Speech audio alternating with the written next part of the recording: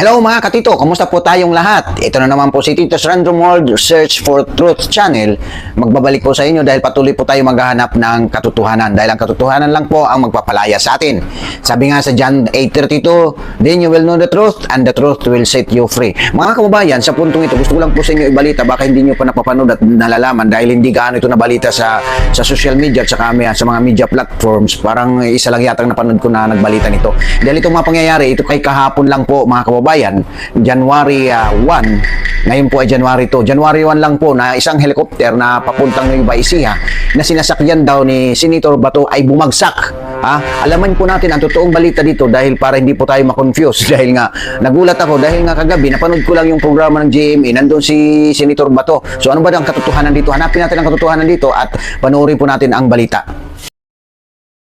Dahil meron pong mga kaservisyo partner, isang helicopter po ang bumagsak dyan sa Gimba, Nueva Ecija ayon po sa Civil Aviation Authority of the Philippines. Inaalam pa po yung sanhi ng insidente pero para mabigyan po tayo ng update dyan sa balitang yan, kasama na po natin sa ating programa si Mr. Eric Apolonio, ang tagapagsalita po ng Civil Aviation Authority of the Philippines. Good morning po, Sir Eric. Hi, sir.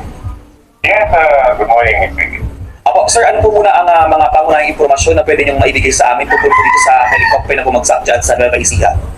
Well, nangyari po itong incident dito sa Nueva Ecija po sa Gimba, galing sa information galing sa Gimba Police Station ang crash site sa puro Arimong Barangay San Miguel, Nueva Ecija. Nakatanda po kasi na multiple ELT alerts ang ating meron nga po isang aeroplano na may distress call kaya inabuti ng ating agency ng paglalakad at identify na yung lugar ng crash site yung ating mga investigators. Opo, anong oras na i-report to, sir, na sinasabi bumagsak tong helicopter na to? Narinig po namin yung activities alert yung 7:04 p.m. ng 14 p.m. Okay, so magandang alas 7 kagabi. Tapos sir, ano po ang initial information? Saan galing itong helicopter? Tsaka sino-sino po ang mga sakay nito?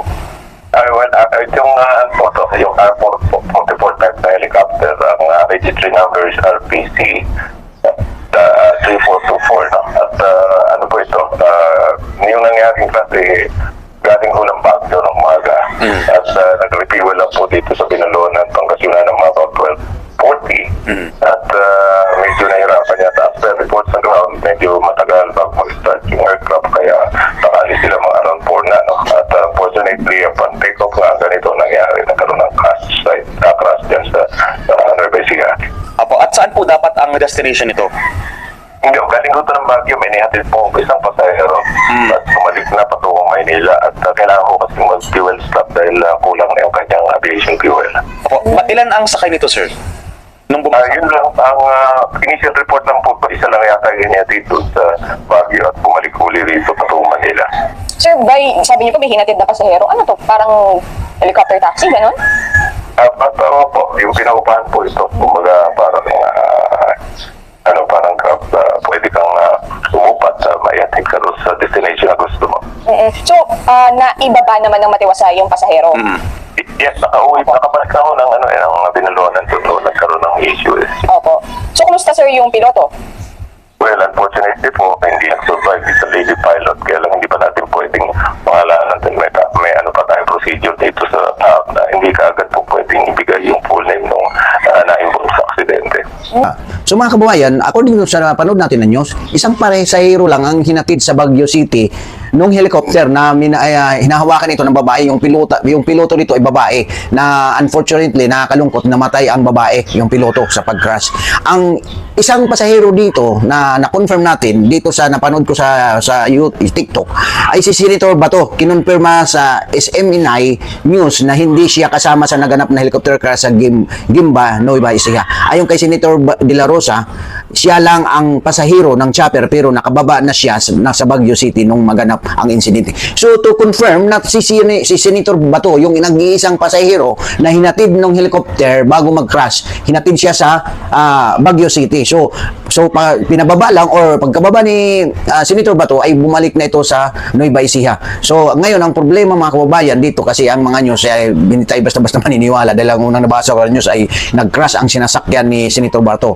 O nga, yun ang sinasakyan ni Senator Bato pero hindi siya doon kasama dahil nga itong paglilinaw lang natin na si Senator Bato ay isa-isang pasahero ng helicopter na nag-crash na yon pero ibinaba man na siya sa Baguio City. So after that, ganun na nangyari sa helicopter. So mga kaibigan, nagpapasalamat po tayo dahil hindi hinayaan ng Panginoon na mangyari yon.